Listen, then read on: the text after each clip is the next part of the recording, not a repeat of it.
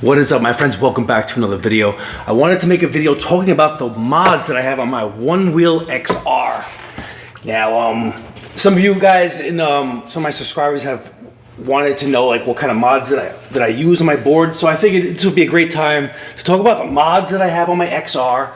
I want to talk about the mods that are important, and then I also want to talk about the Onewheel GT because I have pre-ordered the GT. I'm very excited for the extra power, the extra range. And we're going to see if some of these mods, or some of these third-party aftermarket companies are going to be, making the same type of mods for the Onewheel GT. Stick around.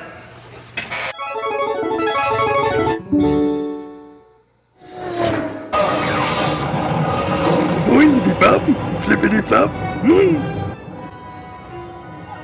All right, ladies and gentlemen, we're going to start with all the mods that I have on my Onewheel XR. Let's just start from the back here. I wanted to talk about these float plates that you see right here. Now, the float plate is this little white plate here that goes and bolts in front of your rear bumper. Now, this is supposed to be for like added protection. I remember reading about the description of this float plate. It can withstand, I think, around like 3,000 psi of pressure. So it's for like those the tricksters that want to grind, tail drag, stuff like that. I personally like it. I like to brake hard, and sometimes I just go full out, lean back, and my tail scrapes against the road. So I kind of do that often. So I figured I would get the added protection. But I noticed like this is like poor design because you can see this screw right here. Over time, I would say after the first few dozen miles, you're gonna see this screw starting to scratch and warp. I mean, it's not gonna be much more time where I'm gonna wind up losing the ability to unscrew this Allen screw right here. So I'm about to remove these float plates. They've only lasted maybe a couple hundred miles on my board. Not very happy with the outcome of these. So they make the float plates. I mean, from the front and back. I don't have the float plates on the front because I prefer to use these fangs. Now, these are fangs 3.0. Those of you who are familiar with nose diving, I'm telling you, this is the one single most important mod that I ever done. I have a heavy foot. I've mentioned this in previous episodes. I often nosedive because the board can't handle a sudden rapid acceleration. If you try and accelerate too hard, she's just going to give in and go forward. She's going to lose power, lose torque. Before I got the Onewheel, before I got the fangs, I was nosediving all over the place, falling over in front of my board. Here's my front bumper plates. This is what they look like after maybe the first month or so of riding. So my brother actually found out about this brand, man, and told me about it, and it was like an instant purchase for me, and it gave me more confidence. I was less like hesitant to just push my body and try and get to the next level of riding. So I highly recommend these fangs, especially if you're an older guy like me, and once you're pushing past your mid-30s, man. I would say your late 20s, man. These falls friggin' hurt, man, especially if you're on the pavement. So yeah. I'm telling you, these things, you know how many times I bounce back up from these things every week of my riding? I mean, these things are the greatest, man. Another mod, this is really an accessory to help prevent you scratching up the side of your board, your metal side rails. You get these adhesives that can go on the side, on the front, on the bottom, and this totally protects your board from scratches. I got these from Craft and Ride. I also have, they're adhesive. They come off actually quite easy. All you have to do is apply a little heat, like a blow dryer, and they'll come right off. And sometimes, in the past, they've peeled off a little bit. I can just apply a little crazy glue, and it sticks right back on there. I also have this little plug, I guess, to prevent moisture from getting in there.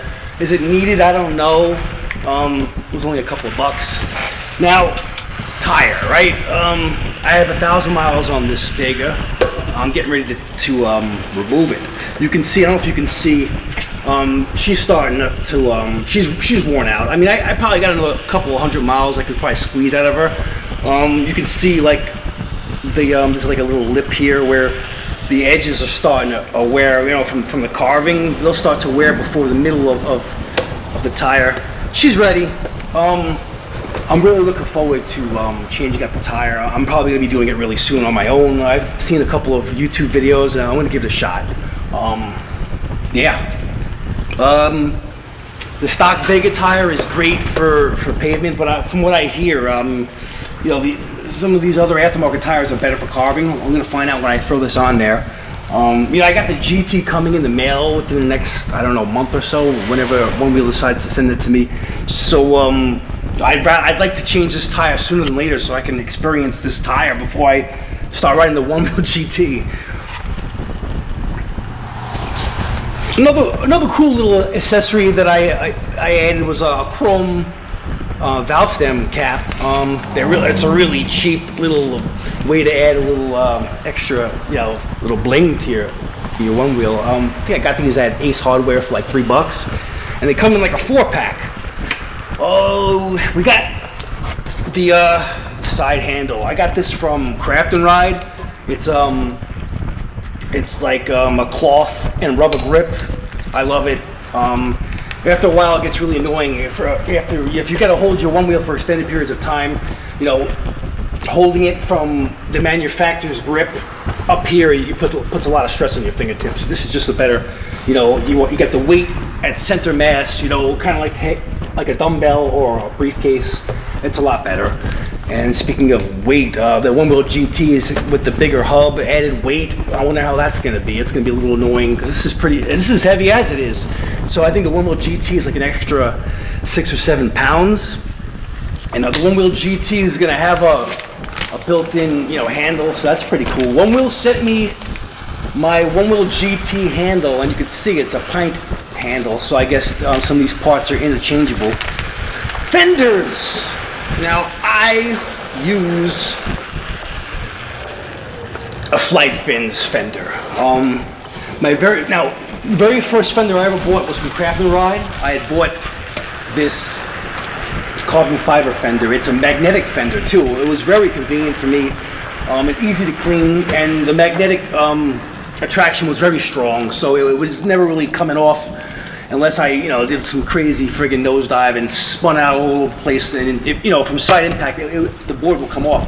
And I don't recommend the carbon fiber magnetic fender, although the carbon fiber itself is very strong. It's just as light as a Onewheel fender. If you buy a Onewheel fender from Onewheel, the website, it's just as light as that plastic fender, but a lot stronger. The only thing is, I wouldn't recommend the carbon fiber because it scratches very easily. You can see it didn't take long before this $200 fender looked like shit. So I wouldn't recommend that unless you never fall.